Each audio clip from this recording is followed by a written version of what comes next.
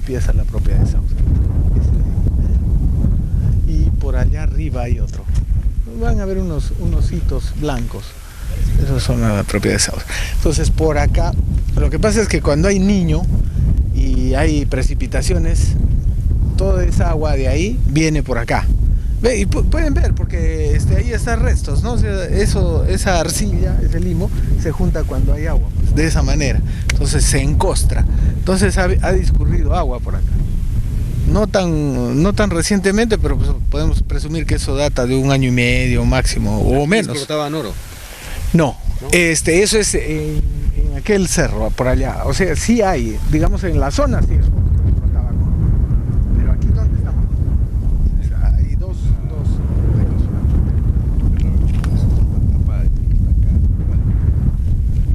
Ese cerro de allá, donde se entra para allá, no ve unas plataformas, ahí encima de ese cerro.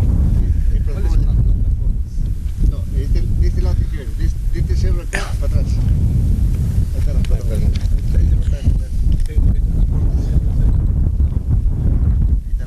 Encima hay una pampa, en esa pampa, ahí hay un depósito que está más o menos de 40 a 80 metros, variable, debajo de la superficie. O sea, hay 40, 80 metros de tierra, ¿no? Esa tierra tiene que ser retirada y tiene que ser depositada en otras quebradas secundarias que van hacia el pueblo de Cocachacra. Entonces, esas quebradas van a ser rellenadas, exacto, el escombrero, el botadero, y van a sacar eso. ¿Cuál es el peligro en este caso? El cobre siempre va asociado con otros minerales y metales. Entonces, cuando preguntan cuál es la composición, hay que saber cuál es la composición y la cantidad, porque lo que viene de molibdeno, viene de bismuto, y en este caso lo que nos preocupa es el arsénico. Entonces, ¿cuánto de arsénico hay? Si ellos van a traer agua, y están hablando de que traer agua soluciona el problema, lo soluciona del abastecimiento, pero crea otro problema del destino final de esa agua. Porque esa agua, si se usa para humedecer los caminos, va a lavar, va a disolver el arsénico y se lo va a llevar hacia abajo, va a percolar y va a contaminar esa napa freática. Y esa napa, ese acuífero, si tiene comunicación con el del río, va a contaminar el río y va a acabar con los camarones y va a terminar contaminando el agua de toda la provincia.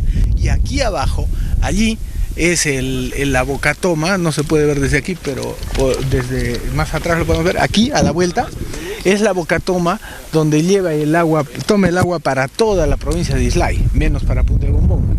De ahí se abastece el agro de toda la provincia y todas las plantas de tratamiento de los distritos de Deán, Valdivia, Cocachacra, Mejía, Mollendo y Matarán. Entonces son 49.000 personas que toman agua de ahí. Y eso es el riesgo mayor. ¿Qué se va a hacer si algo pasa? ¿Este es la concesión? No, la concesión empieza, es por cuadrantes, ¿no? Claro. Y entra, no podría precisar dónde están los cuadrantes, ¿no? Son cuadrantes de 100 hectáreas cada uno, ¿no? 10 por 10, o sea, 1 kilómetro cuadrado. Y se toma esa cuadrícula, antes era lo que uno quería, ahora es... ¿Y cuando dice 700 metros de qué? ¿Del río? ¿De dónde? Del río. Desde ahí... Ellos hablan del valle, sí. Desde ahí hasta... Desde el Tajo 2 kilómetros y unos 650, 800 de... Entonces hay 3 kilómetros. No, en total, la mayor distancia. O sea, ahí donde estamos hablando son 800 metros. Ahí es donde harían... ¿Dónde? Desde el río. Desde el río. Aquella garganta que ven. Esa puntita, ese cerro. Hasta ahí van a abarcar ellos con sus carreteras y todo, ¿no es cierto? Para ir a la escombrera. Hay más de 800 metros. ¿O lo han medido? No, es más o menos un cálculo, ¿no? Ya. Y la siguiente es el corte, el fondo que tenemos antes del último cerro, ¿no? Entonces hasta ahí hay más o menos 2 kilómetros. Sí, hay un poco más de 800. ¿Y hasta el Tajo cuántos kilómetros hay? 2 kilómetros del río al Tajo. Del río al Tajo. Sí, pero en el primer estudio de impacto ambiental era 1300 metros. Ahora un poco lo han distanciado, no sé cómo, no sé cómo se puede hacer eso. Entonces esas variaciones son las que nos preocupan. Y 1300 metros aún así es poco, es como de acá a la carretera, ¿no? Sí, 1300 metros es como de acá a la carretera, entonces es como de allá miráramos hacia ahí y viéramos esa distancia. Entonces todo eso va a filtrar y puede terminar acá, es un riesgo muy grande. Y la ¿Recuerdas cómo se llama la planta de lixiviación donde lo estaban empezando? Es arriba, en la pampa, por donde ustedes han ingresado, en la pampa de Cachendo. Ahí lo van a hacer. Claro, el tema ahí es que tenemos una fotografía aérea de 1965 y en esa fotografía se ve que viene un cono de humedad desde la parte norte hacia la llanura de la pampa de Cachendo, hacia la estación, y de ahí ese cono baja, se concentra la punta en la quebrada Cachullo. Entonces presumimos que ahí se profundiza la humedad y, como es lógico, baja por la quebrada Cachullo y termina un poquito más abajo de Cocachacra. Entonces, ¿a dónde va a ir ese acuífero?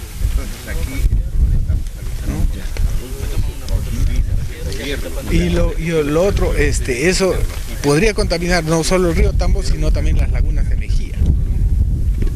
Porque las lagunas de Mejía eran bofedales antes de que se hiciera la irrigación Ensenada, Mejía Mollendo, eran solo bofedales. Después de la irrigación se convirtieron en lagunas, ¿no? Porque ya hubo más filtraciones de agua. Entonces todo esto va a terminar ahí. ¿Cuánto me dijiste hasta el Tajo? ¿Cuántos kilómetros? 2 kilómetros. 2 kilómetros. Eso lo hemos sacado de los propios mapas de Leia. Sí, claro, uno lo ve ahí, ¿no? De que cualquier persona puede decir y comprobar de que no quieren, la población no quiere. ¿No? Bueno, que ha visto ya la situación social, ahora, ¿cuál es su punto de vista respecto a lo que está usted viendo y como también la realidad social que se vive aquí en el Valle de Tambo? ¿Cómo está? Buenas tardes. Bueno, lamentar que esto esté sucediendo particularmente por la pérdida de vidas. Y nuestro motivo de visita aquí al Valle de Tambo es conversar con la población, con los dirigentes y con sus autoridades para conocer in situ, digamos, qué es lo que está sucediendo y tener un concepto mucho más claro. Luego de esto entendemos de que en estas circunstancias no es viable esta mina, no es viable por lo menos en este momento, porque no hay condiciones sociales. La gente tiene muchísimas preocupaciones, muchísimas interrogantes, muchísimas dudas y además mucho resentimiento con Sauder, que ha contaminado el valle durante 40 años. Entonces no hay ninguna confianza con la empresa. Entonces en estas condiciones la verdad que yo pienso de que esto debería suspenderse y buscarse otro momento para discutir ya la parte técnica si es que existen las condiciones sociales apropiadas. Pero en estas circunstancias, si el gobierno insiste en imponer la mina por la fuerza, esto creo que va a terminar muy mal. Yo creo que para que exista minería tiene que haber necesariamente una licencia social, que aunque jurídicamente pueda alguien cuestionarla, decir, o sea, si no hay un consentimiento de la población más cercana, ¿cómo puedes imponer esto? Sobre todo con los antecedentes. Así que yo espero de que el gobierno sea consciente de la gravedad de este problema y que se depongan de ambas partes las actitudes hostiles, se restablezca el orden, la tranquilidad y se busque otro espacio para la discusión técnica si procede o no este proyecto. Su punto de vista, lo que ha visto la distancia de la Tapada y con el río Tambo. Bueno, precisamente estamos aquí en la carretera y a una distancia muy cercana de la ¿Cuántos Tapada. metros aproximadamente lo echan? Mira, si calculamos los cerros, estos puede haber tal vez unos 800 metros, tal vez 1 kilómetro, ¿no? Y aquí estamos a 300 metros del río. Entonces, por supuesto que existe preocupación, ¿no? Porque aquí la gente vive de la agricultura, ha vivido toda su vida de la agricultura, sus padres, sus abuelos, sus bisabuelos. Estaría dando razón a la población en todo caso. Entonces yo creo que hay un interés legítimo de la población, una preocupación legítima de la población. Entonces en este momento no existen condiciones. Entonces yo creo que lo mejor que debería hacer el gobierno es ir por la propia empresa a dar una señal clara. Señores, suspendamos esto. Veremos en otro momento y en otras condiciones la discusión técnica del proyecto, pero en estas circunstancias no lo veo viable.